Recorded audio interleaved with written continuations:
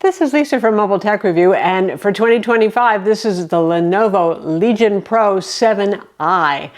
Gen 10, for those of you keeping track. So, new design this year, and still in Eclipse Black, which miraculously disappears when you're wearing a black shirt, but still fingerprint loving. So yes, this is what it looks like when you actually handle it for about 5 minutes. Beyond the fingerprints, though, there is much to love. We're going to look at it now. So for 2025, we have wildly confusing pricing in the United States thanks to tariffs. Gosh only knows. At least Lenovo and HP Omens are still the ones that are actually available. Prices have already gone up on this due to tariffs.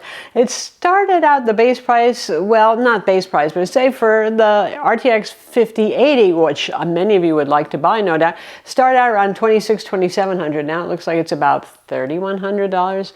So I can only ballpark the price. That said, that makes it, relatively speaking, still more reasonable than a lot of the powerful higher-end gaming laptops out there. What is the Legion Pro 7i, for those of you who don't know about the line?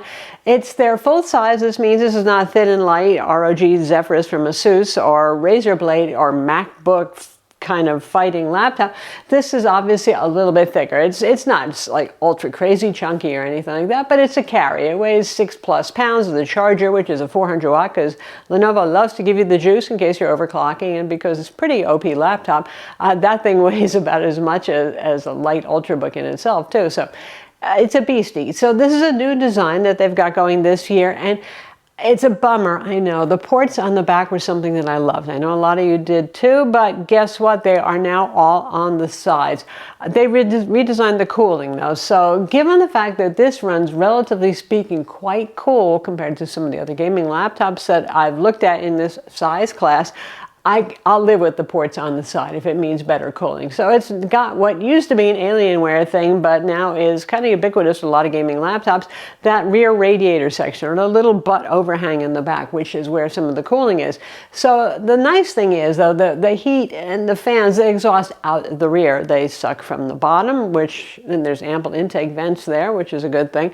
No ventilation on the sides blowing at your mouse hand and all that sort of thing. Inside we have Intel Core Ultra CPUs, Arrow Lake generation. So this is all new Intel HX processor, the Core Ultra 9 275HX. It's a very powerful processor, and that's nice to see. They're giving AMD a run for their money here. So, you know, right now, this is one of the most performant CPUs you're going to see. So for those of you who do more than gaming being often more GPU dependent, you're going to like this. So for your GPU choices, you have the base, which is an RTX 5070 Ti, and then you got the 5080 and the 5090 if you can afford it, which adds about like $1,000 on, going from the base up to a 5090. Given the 10 to 15% delta between a 5080 and a 5090, and the way more than 10 to 15% price difference between a 5080 to a 5090, 5080 is probably going to be a sweet spot for a lot of you, or maybe even the 5070, because this is a lot of money we're talking. The good news, these GPUs are all 175 watts. That's the max permissible in laptops. And we have more VRAM for this generation, which for future proofing of games, that's something that people are often more interested in than some of the other performance metrics for these GPUs. So you've got 16 gigs of RAM on that 5080, you've got 24 gigs of RAM on that 5090. That's good for playing at higher resolutions. Speaking of resolutions, here's something that's nice. It used to be you had to go up to the Legion 9, right, to get an OLED display, and it was kind of a bummer because they were really good laptops with really fair pricing, but if you wanted the sweet laptop displays, you had to go look mostly at Asus or Razer. So now this year, this standard and only display on this is an OLED display, 240 Hertz, and it's QHD plus resolution, which means 2560 by 1600, 16 by 10 aspect ratio, variable refresh rate. G-Sync is supported, as with most gaming laptops. You're going to have to put it in DGPU only mode if you want to run G-Sync. It has Advanced Optimus on board as well. So excellent stuff there, and in games it's not afraid to use all of that power, and it does the usual intelligent power sharing between CPU and GPU, and it can actually go above the usual 225 watt envelope for CPU and GPU together and get up to closer to 250. Maybe there's a reason why we get that 400 watt power supply, not just Lenovo showing off and giving you something that will break your foot if you drop it on there. So performance is good. Performance versus last generation, and I'm going to say this for all of our gaming laptop reviews for a while, is 10 to 15% better than the previous generation. If you can even find a previous generation laptop now on the market, that's not even so easy if you want to save some money. So that's not a super lot, is it? But what counts here is the frame generation. That's gotten a lot better with the RTX 5000 series GPUs here. So you can go up to 4x frame generation. A lot of it depends on the game, what they're going to support. Sometimes 2x versus just the 4000 series where you could just insert an extra frame in between, and there's sometimes artifacting and other things. This looks a lot better, and this means that definitely you can play on very high to ultra settings any game at native resolution on this lovely OLED display. To me, that's worth it without really noticeable artifacting. Now, if you're a competitive CSGO player or something like that, probably still you're not going to want to use that. But for most of us normals out there, like all the games that I play things like Cyberpunk, you know, a little Destiny 2, little those kind of shooter things, Red Dead Redemption 2, Wukong, Black Myth, those sort of games, boy, with frame generation on, it's worth it, and it looks sharp. And the OLED display is crispy, so that helps. The only drawback with OLED display is the glare. It's 500 nit nominal. It's HDR 1000 support too. For OLED on a laptop, that's unusual. They don't typically get that bright. And Lenovo was not lying about that 500 nits. This is the brightest OLED display I've tested in a laptop, gaming laptop, as far as I can think, ever, honestly.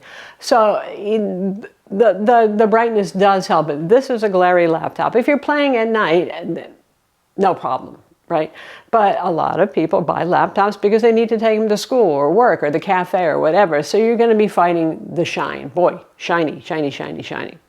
That's what mini LED displays are for if you want. Those still have a matte coating, unlike OLED.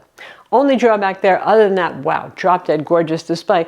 And out of the box, better color gamut than the competing HP Omen Max 16 that we recently reviewed, where you had to use Windows HDR to actually get wide gamut colors. Like if you're visiting widegamut.info and looking at their tests or something like that. So I like that. You know, it comes with the X-Rite calibrations. We tested it in the default, which is a modified P3 that's a bit brighter, because P3 typically is dark for cinematic kind of viewing, that sort of thing.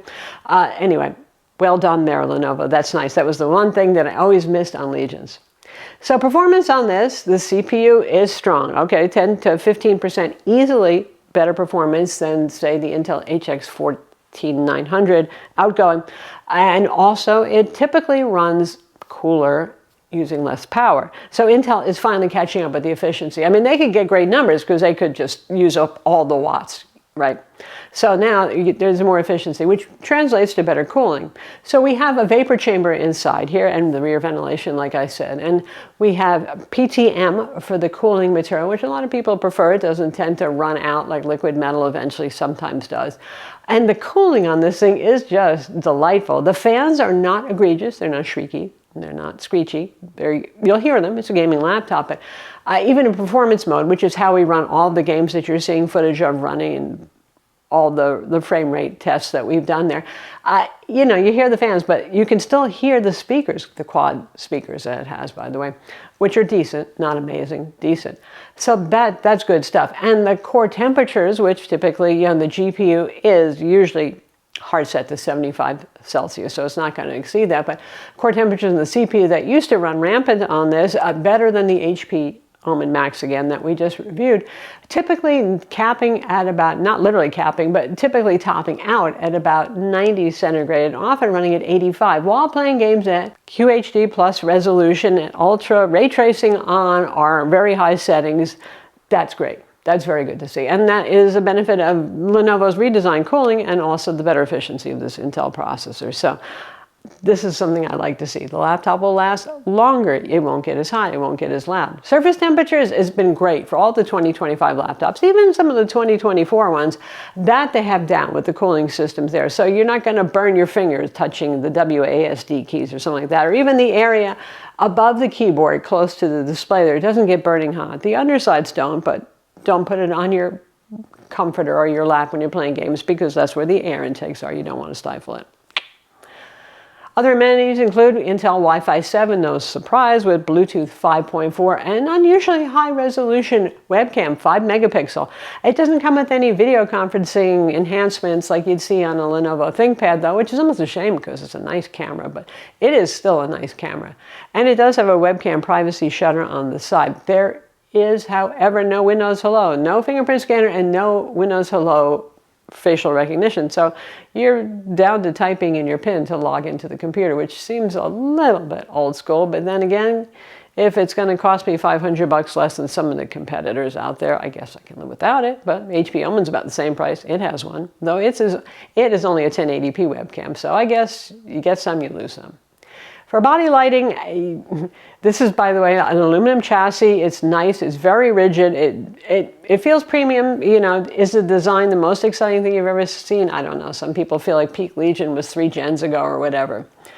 That changes. Obviously, this is more form follows function in this case. The thing runs cool and is solid. But it's got body lighting. You can turn that off if you want. You got the front LED multicolored perky RGB keyboard lighting. You've got the light up on the rear.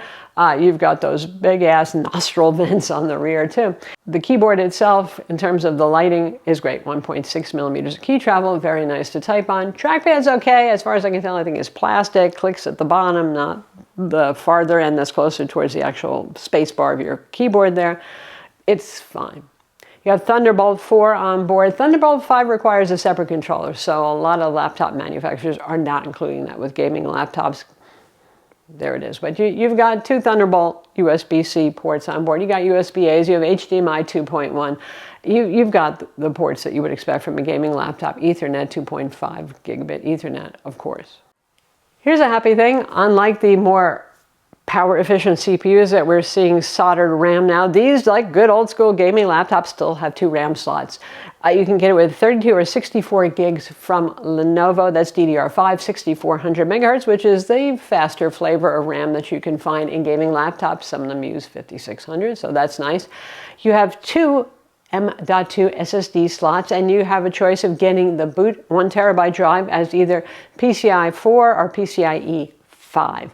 The second slot is just PCIe 4. Now, one of those slots only is thick enough to accommodate a single-sided drive. We'll look at the internals and talk about that some more. Metal cover right here. And one thing that I like, this is actual real ventilation. None of the faux vents we see in a lot of gaming laptops. So you get a lot of ventilation hole there. Anyway, Phillips head screws around the perimeter. The ones in the front are shorter. Unscrew those, pry off with the pry tool. It is persnickety, but it will come off. Take that off. And no, actually, this is not exactly what you're going to see immediately. I have removed one cover. And I'll show you what I mean. This cover right here. So this one holds the third fan. So you will want to disconnect this into the little cable here before you lift this off. And there are several screws. Don't be too confused or worried when you don't have screws for these when you put it back together. The case bottom cover screws go through these and hold this on over here. Anyway, so you unscrew those, unplug the fan, remove it. There are heat pads, by the way, for the SSDs and for the RAM on the underside of that. Here's our 2 RAM slots. Here is where the third fan mostly is, over the PCH. And we have 2 M.2 SSD slots. In our case, we have 1 terabyte drives in each. That's how it came from the factory to us. Now, keep in mind, one of these, there's not that much height available. So this one, you need a single-sided SSD. I mean, you can get those in like 2 terabyte capacities and stuff. So it doesn't mean you're wildly limited, but just this is a thinner spot right here. And right beside it is the socketed upgradable Wi-Fi card. In our case, it's an Intel Wi-Fi 7 card with Bluetooth 5.4. Big battery over here, 99.9 watt hour. Biggest, you know, the deal that you can actually have inside of a laptop and still take it on an airplane. 2 stereo drivers right over there. And it's got a vapor chamber right here. So how does it actually play games? You've already seen the footage running across and the benchmark results really well. I'm very impressed when I see Cyberpunk playing at ray tracing medium settings at native resolution, and it's doing 80 plus frames. There's no frame generation there. That is very nice. Monster Hunter Wild's wildly popular right now, so I couldn't resist that.